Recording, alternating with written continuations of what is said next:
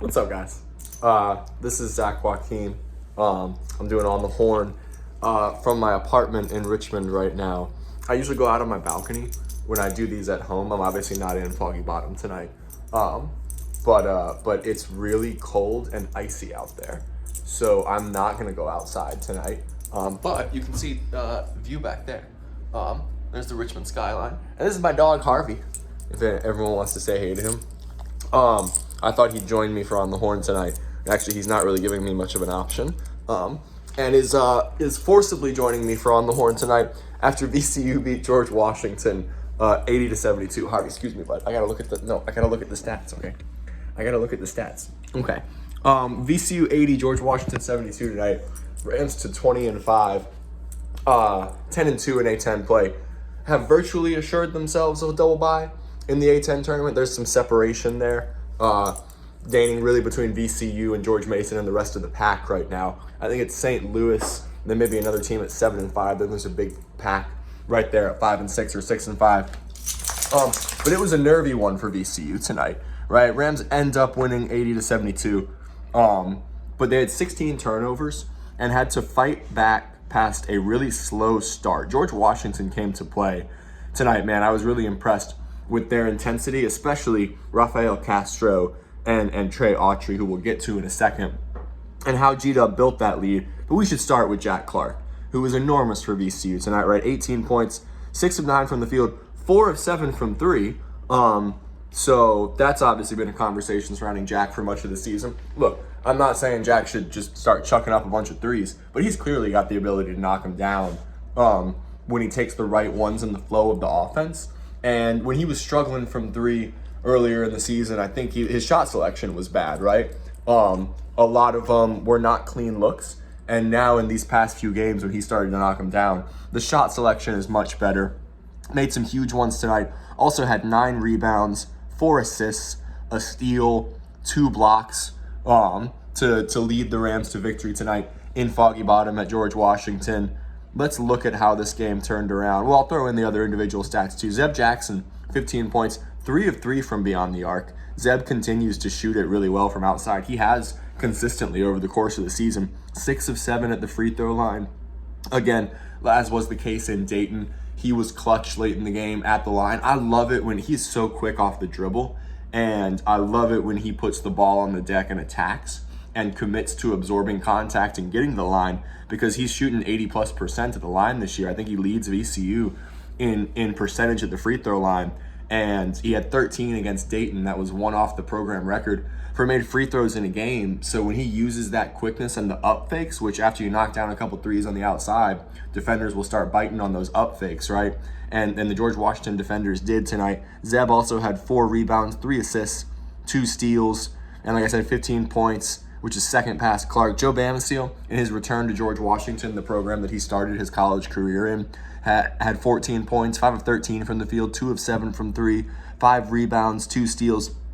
And Philip Russell, who we'll talk more about in terms of the play-by-play of the game in a second, but ended up with 11 points, 4 assists, 2 steals. He was key as well. Max Shulga fouled out. Shulga only 9 points. I mean, he was 3 of 6 from the field, 2 of 5 from 3, 5 rebounds, 4 assists. He still did some good things tonight, but it was not his game. And that's been a calling card for VCU throughout the season, I think, with this guard depth, is that Bamisiel, Russell, Jackson, Shulga have all been able to have off games, right? And VCU can still come out with a win because other guys step up, and that depth helps out a lot.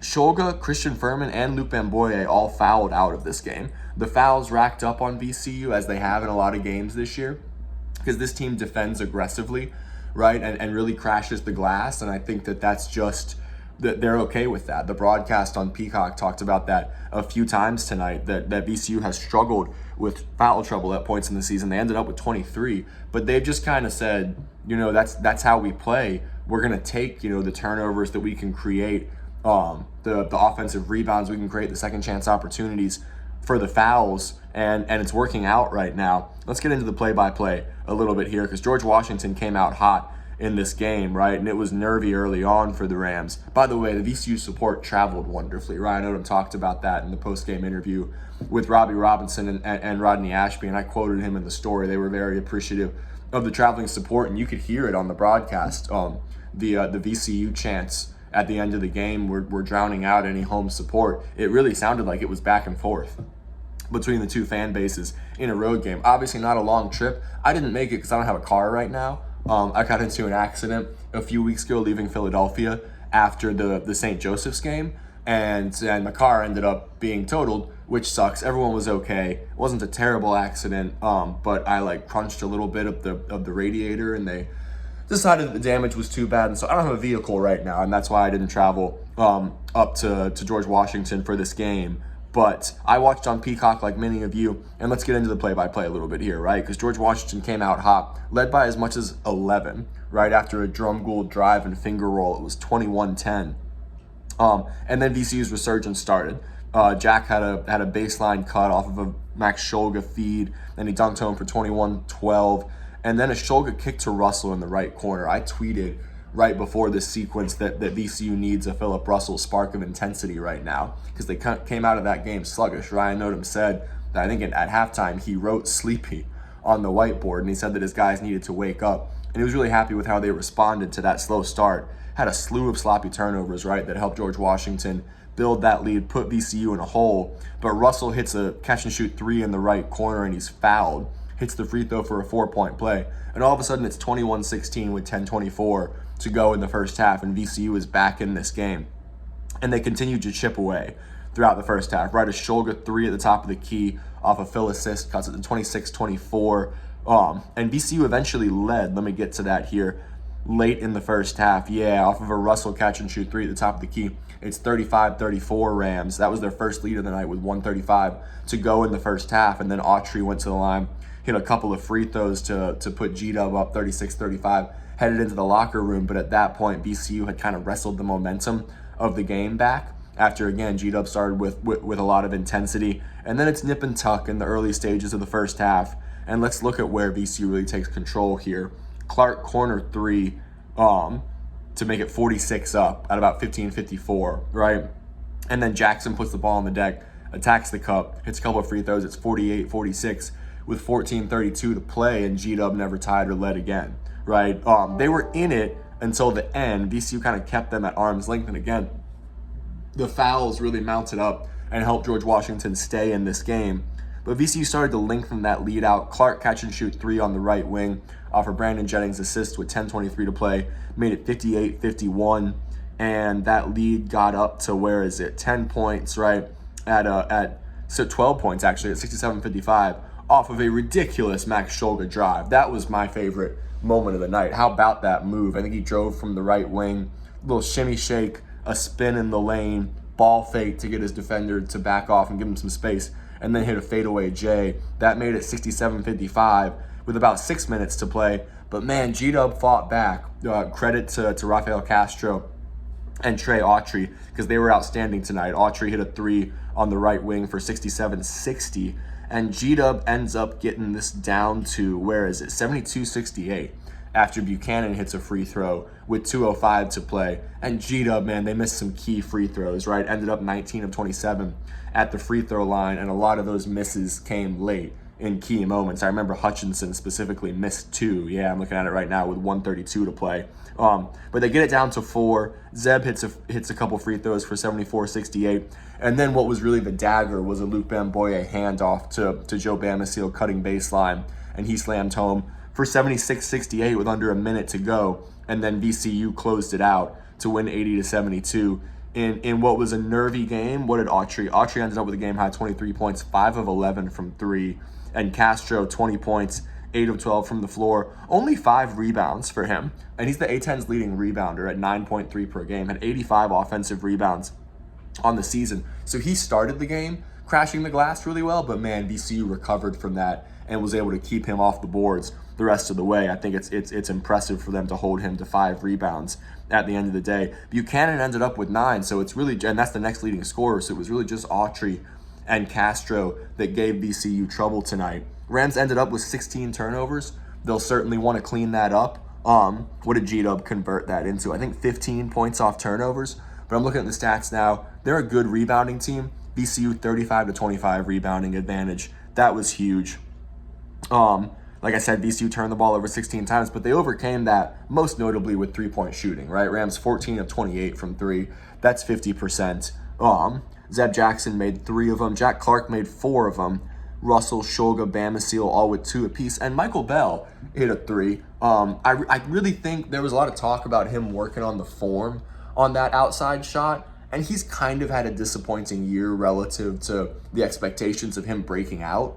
But the shot form-wise looks better to me from the outside. And so maybe Mike sees one go down and the confidence starts to build here, because I think with the outside shooting, it's just still a confidence thing for him, because teams will leave him open on the outside and just let him shoot it. And that's what G-Dub did. And that was a big 3. I think it was early in that first half to kind of kickstart VCU a little bit and get them going. But Jackson continues to be clutch at the line. The blocks, the rim protection was huge. I think all 8 of those blocks were in the second half. So that was enormous for VCU against a G-Dub team that's not typically a good outside shooting team. Yeah, they ended up 9 of 23. That's 39.1%. That's pretty good, but it was really, Hutchinson made 2 of 3. It was really all Autry, who, like I said, ended up 5 of 11. And VCU had some silly fouls there. I think it was Shulga who fouled Autry on a 3-point attempt to kind of keep George Washington in the game when the Rams were trying to pull away late. But all in all, a rugged, gutsy comeback win for VCU after you started so slow.